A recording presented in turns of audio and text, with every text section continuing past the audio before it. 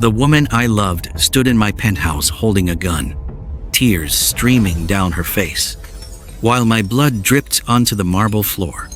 And the worst part? She wasn't aiming at me. She was aiming at the men behind me. That was the moment I realized. The woman I thought betrayed me may have been trying to save my life all along. But to understand how I ended up bleeding in my own penthouse while the woman I loved pointed a gun at armed killers, you need to understand one thing first. I was never supposed to fall in love with her. People think being rich makes life easier. It doesn't. It just teaches people how to lie better. By 34, I had more money than I could spend in 10 lifetimes. Private jets, luxury estates, front row seats at every event that mattered. A real estate empire worth more than some governments. And yet, every woman I dated loved my bank account more than they loved me. One cried when I proposed. Not because she was emotional, because she said the diamond looked too small for a billionaire. That was the day something inside me died. So I made a decision most people would call insane. If no woman could love Adrian Cole, the billionaire, then maybe one could love the man beneath the money. So I disappeared. I shaved my beard, cut my hair, bought cheap clothes, moved into one of my own apartment complexes under a fake name, Aaron. Then I took the lowest job in the building, Gateman. Yes, the billionaire owner of the property became the man opening the gate for his own tenants. Humiliating? Maybe. Necessary? Absolutely. Because I needed the truth. I needed to know if real love still existed. At first, the experiment only made me hate people more. Rich tenants screamed at me for opening doors too slowly. Women who used to flirt with me in penthouses ignored me completely. One resident threw coffee on my shirt because her package was delayed. That was when I learned something dangerous. People show you who they really are when they think you're beneath them. Then she arrived and ruined everything. It was past midnight. Rain pounded the streets so hard it sounded like bullets hitting glass. A taxi stopped outside the gate. She stepped out wearing a soaked black dress, heels in one hand, dragging 2 broken suitcases behind her. She looked exhausted, broken, beautiful. Long dark hair clung to her face. Her mascara had run from the rain, and despite looking like life had beaten her half to death, she smiled at me. Actually smiled. "Hi," she said softly. No tenant had ever spoken to me like that. "Could you help me with these?" I stared at her for a second too long. She laughed awkwardly. "Unless staring is part of the security package." I smirked and grabbed her bags. When we reached her apartment, she exhaled. "Thank you, seriously." Then she reached into her purse. I shook my head. "No need." She studied me, then smiled again. "Then dinner, tomorrow, my treat." That should have been my first warning. Because women don't look at Gateman that way. Not women that beautiful. Not unless they want something. But I ignored the voice in my head. Because from the second I met Nadia, something about her felt different. Dinner turned into breakfast. Breakfast turned into late-night talks. Late-night talks turned into something far more dangerous. Feelings. She told me she was an interior designer trying to rebuild her life after leaving an abusive relationship. She told me she moved into the building to start over. She told me she had no one in the city. And maybe that was why she clung to me so fast. Or maybe because broken people recognize broken people. Every night she found reasons to sit with me at the gatehouse. Sometimes bringing food, sometimes coffee, sometimes just silence. And for the first time in years, I forgot to be suspicious. "You don't act like a gateman," she told me one night. We were sitting outside the booth while rain drummed against the roof. I smiled. "And what exactly does a gateman act like?" She leaned closer. Not like a man hiding something. My chest tightened for one terrifying second. I thought she knew. Then she smiled. "But whatever your secret is," her fingers brushed mine, "I like it." That was the first night I kissed her. And God helped me. It felt real. Too real. The kind of kiss that makes you forget every rule you ever had.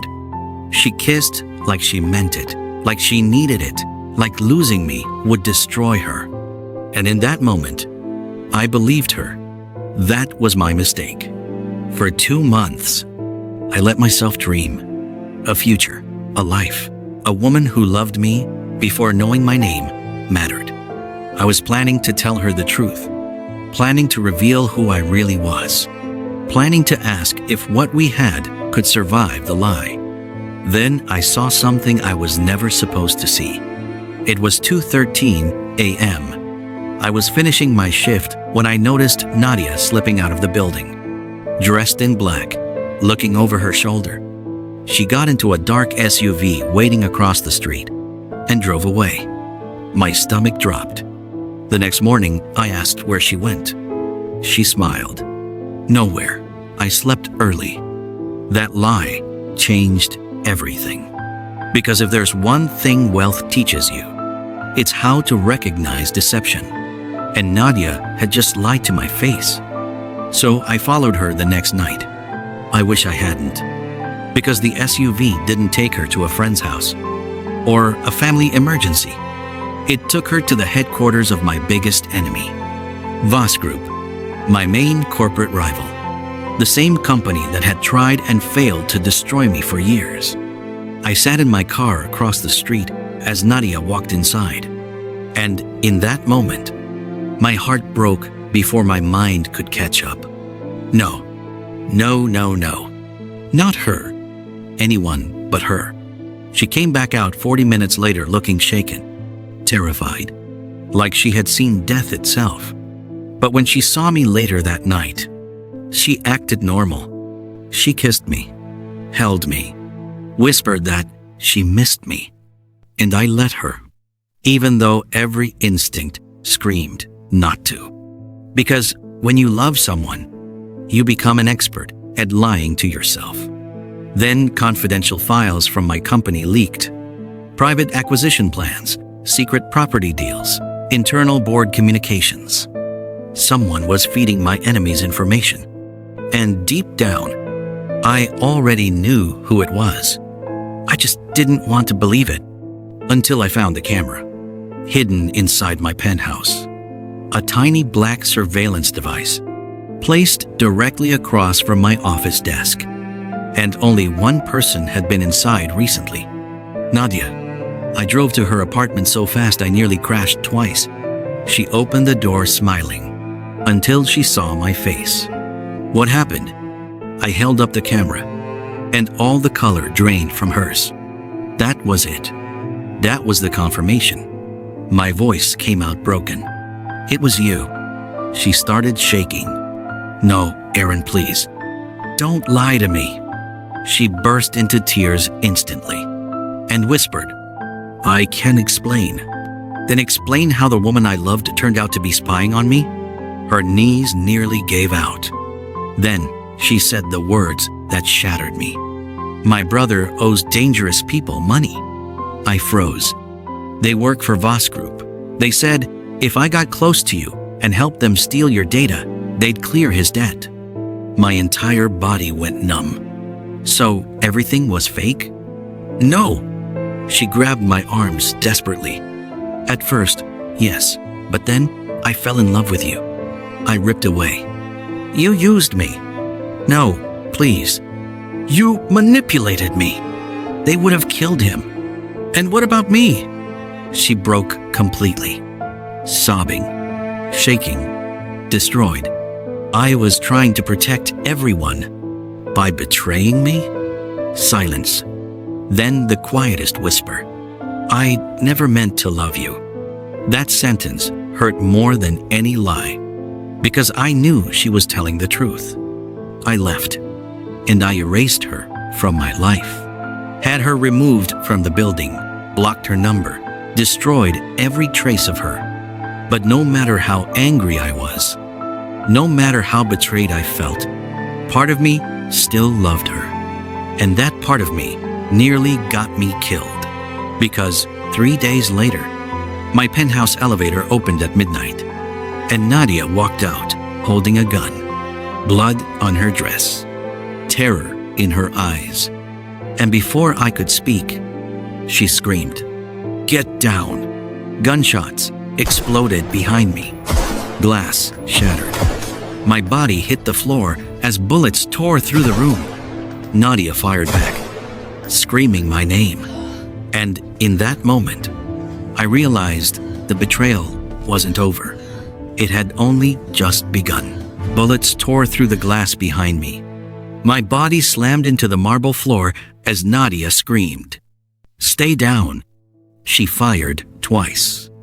The sound was deafening. Then silence. Heavy, violent, unnatural silence. I looked up. 2 masked men lay bleeding near the shattered penthouse doors. Smoke rose from Nadia's gun. Her hands trembled so badly she nearly dropped it. Blood covered the side of her dress. My heart stopped. "You're hit. It's not mine." She grabbed my wrist, her voice shaking. "We have to leave, now." I should have called security. Should have had her arrested. Should have thrown her out of my life forever. Instead, I followed her. Because when the woman who betrayed you saves your life, nothing is simple anymore. She dragged me into the private elevator leading to the underground garage. The second the door shut, she collapsed against the wall, crying, hyperventilating, still clutching the gun. I stared at her. What the hell is happening? Her eyes met mine, and for the first time, I saw pure terror. "They found out I warned you." My blood ran cold. "Who?" "Voss Group." She swallowed hard. "They never just wanted your company, Adrian." That was the first time she ever said my real name. And somehow, hearing it from her lips felt more intimate than every kiss we shared. "They want you dead." We sped through the city in my armored SUV while rain hammered the windshield. I gripped the wheel so hard my knuckles turned white. "Talk." She stared out the window, then whispered, "Your company isn't the real target." I looked at her. "Then what is?" Her voice cracked. "Your father." Everything inside me froze. My father had died 7 years ago. Officially. A heart attack. She turned to me, eyes full of dread. He didn't die naturally. The road blurred beneath me. "What?" She nodded slowly. "Voss had him killed. I nearly drove off the road." "That's impossible." "He found evidence. Your father was about to expose their money laundering operation through your developments. He planned to go public." She swallowed. "They poisoned him before he could." My chest tightened so violently I could barely breathe. No, no, no. My father had built that empire beside me. He was my hero, my mentor, my everything. And they murdered him? I gripped the wheel harder. "How do you know this?" Her answer destroyed me. "Because my brother helped cover it up." The SUV went silent. Rain, thunder, breathing, nothing else. She looked away. "He was Voss's financial analyst. He found out too much. They trapped him in debt, forced him deeper in. By the time he wanted out, it was too late." She wiped tears from her face. "They used him to recruit me. And now? They killed him yesterday." My voice dropped. "What?" She nodded, trembling. "He tried to help me get proof. They found out." That explained the blood, the fear, the desperation. My stomach twisted. The woman I loved, the woman who betrayed me, had lost her brother trying to save me. And suddenly, nothing felt black and white anymore. But that wasn't the worst part. She turned toward me. There's someone inside your company, helping them. Ice flooded my veins. No, impossible. Only a handful of people had access to internal intel. Then it hit me. Board members, executives, someone close, someone trusted, someone who had been feeding Voss everything. Who? I demanded. Nadia's eyes filled with dread. I don't know yet. Then she handed me a flash drive. But my brother died getting this. Inside was everything. Money trails, secret offshore accounts, recorded meetings, proof of bribery, proof of extortion, proof Voss Group had orchestrated my father's murder.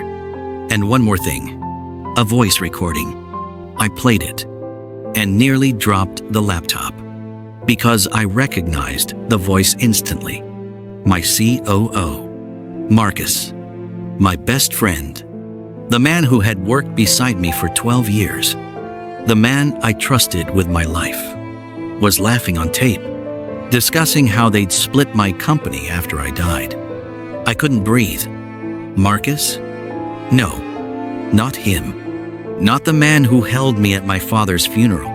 Not the man who called me brother. Nadia touched my arm. I'm sorry. I ripped away. Did you know? No. You knew someone inside betrayed me. Did you know it was him? No, Adrian, I swear. I slammed my fist into the wall so hard it cracked. Everything in my life had become a lie. Her, Marcus, my father's death. All of it.